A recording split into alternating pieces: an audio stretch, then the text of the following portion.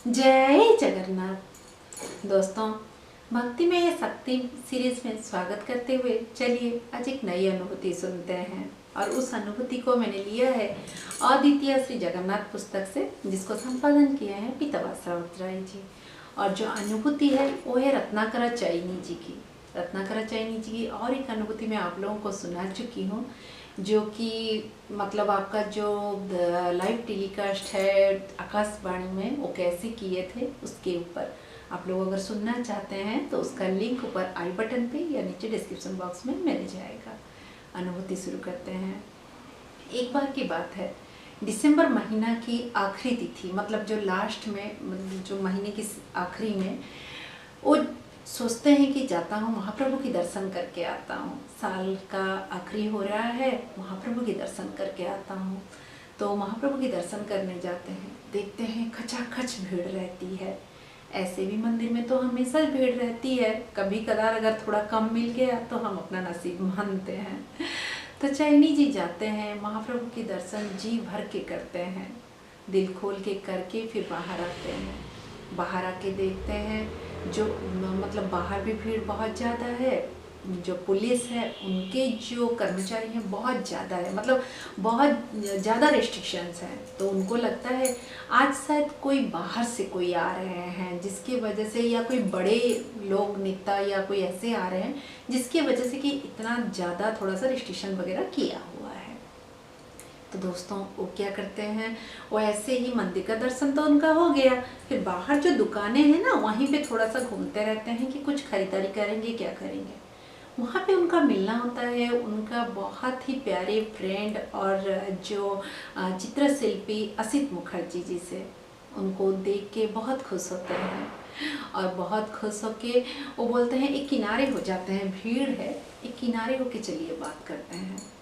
दोनों किनारे होके खड़े होके बात करते रहते हैं। बोलते हैं देखो आम पब्लिक जब आती है तो इतना रिस्ट्रिक्शन नहीं होता, इतने आराम से वो लोग दर्शन नहीं कर पाते, लेकिन हमारा समाज ऐसा है कि कोई बहुत बड़े अधिकारी या नेता या कोई ऐसे आए तो उनके लिए बहुत सारे बंदोबस्त किया जाता है कि वो लोग आराम से दर्शन कर पाएँ। इन्हीं सब बातों को लेकर दोनों दोस्त मतलब चर्चा कर रहे हैं, बातें कर रहे हैं। उसी टाइम एक लंबी सी गाड़ी आके मंदिर के सामने रुकती है। तो पता चलता है वो एक चीफ जस्टिस थे हाई कोर्ट के। गाड़ी से उतरते हैं, उतरने से पहले उनके चारों ओर बहुत स्ट्रिक्ट, मतलब जैसे कि उनके लिए जैसे गाड़ी आती, पुलिस की गाड़ी, उनका एम्बुलेंस सब वैसे ही है। जब वो गाड़ी से उतरते हैं, एक भिखारी, मतलब बहुत ज़्यादा बीमार भिखारी दौड़ दौड़ के उनके पास जाता है। पुलिस उनको ऐसे दूर हटाती है कि हटो हटो यहाँ से हटो, क्योंकि उनके पास वो पूरी रिस्ट्रिक्शन में, पूरी मतलब गार्ड के निगरानी में उनको दर्शन करना है। तो इसीलिए, क्योंकि दोस्तों वो ऐसे अधिकारी भी हैं, लेकिन जब भिखारी उनके पास जाता है और जैसे गार्ड लोग उनको दूर हटाते हैं, तो जो चीफ जस्टिस थे, जो विचारपति थे, वो बोलते हैं रुको, उसको बोलने दो, उसको आने दो। वो उसको मना करके उनको बोलने, उसको आने देते हैं। जो बेचारा भिखारी है वो उनके पाँव पकड़ के बोलता है, सर एक बार मैं आपकी जो अदालत में एक दोषी के रूप में आया, और उस टाइम मेरी उम्र जो है बहुत ही कम था। कुछ चालाकी करके, कुछ ऐसा प्रूफ आपको दिखा के आपसे मैं निकल के आ गया। आपने मेरी जामीन मंजूर कर दी, मुझे ज़िंदगी भर के लिए कोई सज़ा ना दे के छोड़ दिए, क्योंकि आपके सामने जो सारे प्रूफ थे, जो सारी चीज़ें थी, वो सब मेरे सपोर्ट में था। वहाँ पे ठग के, वहाँ पे झूठ बोल के, ऐसा कुछ करके मैं आपसे आ गया। लेकिन ये जो सामने बैठा है ना, ये जो महाप्रभु, इसके सामने से मैं बच नहीं पाया, इसकी अदालत में मैं बच नहीं पाया। उसके बाद अपने गांव तो गया, कुछ दिन गांव में भी रुका, कुछ दिन अपना जैसे जो मैं गलती करता था वैसे करता रहा। लेकिन सबसे बड़ी बीमारी जो कुष्ठ रोग है वो मुझे पकड़ लिया। फिर दोस्तों उसी कुष्ठ रोग के वजह से उनको गांव से लोगों ने निकाल दिया परिवार में भी निकाल दिया। तो उनका बोलने का था, मुझे गांव वालों ने धक्का मार के निकाल दिया, परिवार भी साथ नहीं दिया, और उसी रोग में आके उन्हीं के दरवाजे के सामने बैठ के भीख मांगता हूँ और उसी भीख से अपना गुजारा करता हूँ। और ये जो कोष्ठ रोग की जो तकलीफ़ है, इसको सहन करना बड़ी मुश्किल है। उससे तो बढ़िया होता उस दिन आप मुझे कुछ सजा दे देते और मैं उस दिन बच जाता।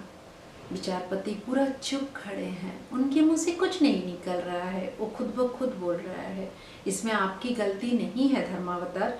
आपने जो किया, आपके सामने जो दिखाई दिया आपने वही किया, लेकिन ये जो सामने बैठा है इसके सामने तो मैं झूठ नहीं कर सकता ना, मैं झूठ दिखा नहीं सकता, कोई भी झूठी जो प्रूफ है वो नहीं दे सकता।